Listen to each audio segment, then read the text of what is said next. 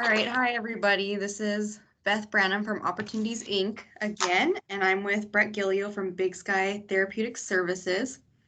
And we are doing the next part of the conscious discipline curriculum. So we went through an overview of conscious discipline and then also a lot into the brain states. And so now we're going to actually kind of dive into the skills. And the first one that we're diving into is composure, which is part of the safety. And so you see on the chart there, composure, and that's going to help us with the life or communication skills of anger management and the delay of gratification, which in today's world, with all the technology and things, that's a big thing. And it'll also help us with the value of integrity. Okay, and then on this slide, you can see the core concepts again, which were safety, connection, and problem solving. And right now we're focusing in on the safety portion, which is in red, and that has to deal with the brain stem, which is our survival state, which has the developmental need for safety. So we need to start with that because it's kind of the basis before we can build upon that with connection and then problem solving. Now I'm going to talk a little bit about the power of perception. And conscious discipline talks about it as no one can make you angry without your permission. How many times have you caught yourself saying something like, look what you made me do, you're driving me nuts, don't make me pull this car over. Statements like these say to someone that they're in charge of us. The power of perceptions puts us in charge of ourselves. And others can't make us angry without our permission. And it's up to us to choose how to respond to those events around us. And what's really important is that every opportunity is an opportunity to model and teach for our children what we would like them to do and how to respond to different events in the world. As an example that I talk a lot about is when I worked with a school, they talked a little bit about a student that was having challenging behaviors all day long. When I met with the school, you can definitely tell that they're frustrated. So on the left side of the slide, it really talks about what our emotions, that our emotions trigger our thoughts and then trigger the messages we tell ourselves and how we act in the world. And then in this example, when I met with the school, they talked about how the behaviors happen all day long, how it's really frustrating, we need to do some different things. And so I started to ask some questions about, well, how long does each episode last? And they said something like, about 5 minutes each time. Well, how many times per day? They're like 7 times a day. And so, and on the right side of the slide where it's green, you can tell what I started to try and do is to help them shift their perception of the event. And when I said, okay, so for 35 minutes a day out of a 6.5 hour day, he's having challenging behaviors. And as everybody in the meeting started to understand, is that really his behaviors were not challenging all day. Just their perception of that event, of that student, of that child, really changed how they perceived them, worked with them, and how their day went as adults. Amazingly, what happened is on the right side of the slide is that as I continued to talk with the teachers in the school, is they actually were able to identify how well he was doing throughout the day, the times things were going well, and then on the next session that we're all going to talk about here, that they started to pay attention to what was going well, which increased his behavior.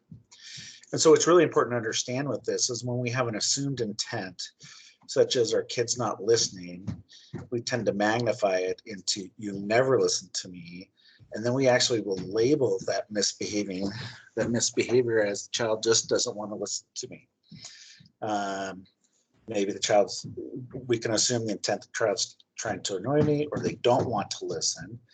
And people will magnify that as into, this is out of hand, I need to take control of this. then we end up labeling kids' behavior as you're doing it on purpose and you want to make me mad. Well, most kids' behavior, they're just being kids. And most often, as we look at the conscious discipline program, is that, behavior serves a purpose. Sometimes kids are just wanting our attention, and they don't know what else to do to get that. And so by understanding what state they're in can help us understand when and how to teach. Okay. The next part, kind of in the skill of composure, this is going a lot along with what Brett is talking about.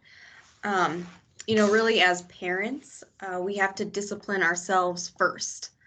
And it just makes a good point on here of how we handle ourselves, how we deal with our own emotions, and self-regulation is going to pass on to our kids. And whether we're exercising patience or not, really plays into our discipline as well. And so this again goes with what he's talking about. Instead of reacting to something, we need to be able to develop the skill of composure and be able to respond. And we need to know what our triggers are. So on the screen, I have kind of like the event or the trigger. So, something happens, you're cooking dinner, you drop the whole pot of dinner on the floor. That could be maybe a trigger. But then you get to decide, and you get to decide how you're going to respond to that.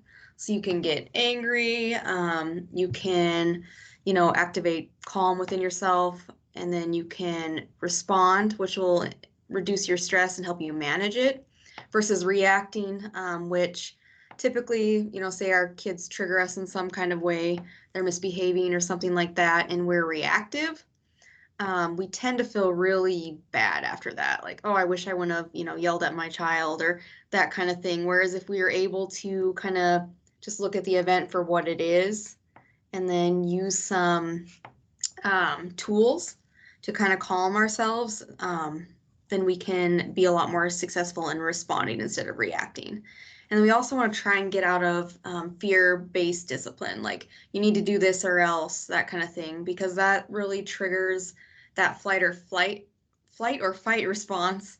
And then it's kind of modeling the exact behavior that we're not wanting. So we're trying to get out of that and get more on a positive track. Okay, and so how do we calm ourselves? Like, we know that we need to, we know that we have a trigger that comes, and then we need to find some way. So what's a tool that we can use? Well, conscious discipline, one of the strategies is to be a star. And there's tons of videos on consciousdiscipline.com that you can look at that show people doing this. But basically, it stands for smile, take a breath, and relax. The first thing that's important to do is to identify triggers or thoughts. So what's happening right before we're being reactive? And the same goes for kids. If they're exhibiting some kind of behavior that, maybe is not the best, what's really happening right before that?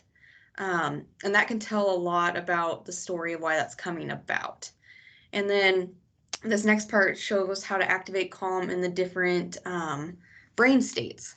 So if you're in a survival state, you're going to want to take those big belly breaths, which I always thought of breathing as kind of, like a joke, like, yeah, right, I can't just breathe and calm down. But when you breathe and you breathe those really deep breaths, it has an impact on your whole body, and it really does help. And then if you're in that emotional state, having that thought to yourself, I'm safe, keep breathing, I can handle this. You're kind of able to reason a little bit better.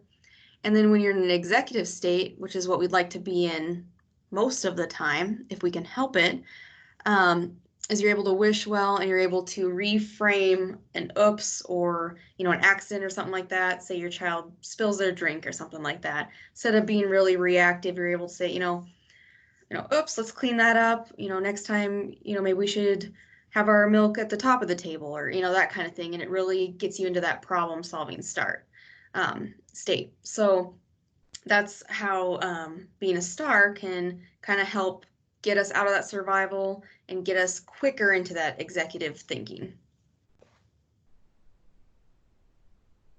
Okay, so once we learn the skill of composures as adults, what will we be able to do? Well, we'll be able to focus on what we want the child to do, like how Brett was talking about when you're always kind of paying attention to what the child's doing that we don't want. That's actually very counterproductive. So if we're able to focus on what we want them to do, that really puts more of a positive light on it. We'll also be able to use connection instead of control. So we'll be able to get our children to, um, gain skills by using the connection that we have with them rather than the control of just being their parent. We'll be able to celebrate success with them, which is fun, and then we'll be able to see the situation from their point of view. And I try and do that with my daughter because sometimes it's like, well, why is she acting that way or why is she doing this or that? But if I really think about it and think about how the situation looks to her, it really helps me gain some understanding and be a little bit more responsive rather than being so reactive and maybe resorting to like yelling or getting frustrated or something like that. And then we'll also be able to teach our kids how to communicate their needs because sometimes say like really young children, sometimes they will bite their friends. And we're like, why is this child biting all the time? But that's something that kids do to try and communicate before they have language skills. Sometimes they'll go and nibble on one of their friends to get their attention, or if they want, a toy or something like that, they'll just go and take it. And that's because they don't know how to maybe communicate their needs. And then we'll also be able to hold our children accountable to what we've taught them in a positive way.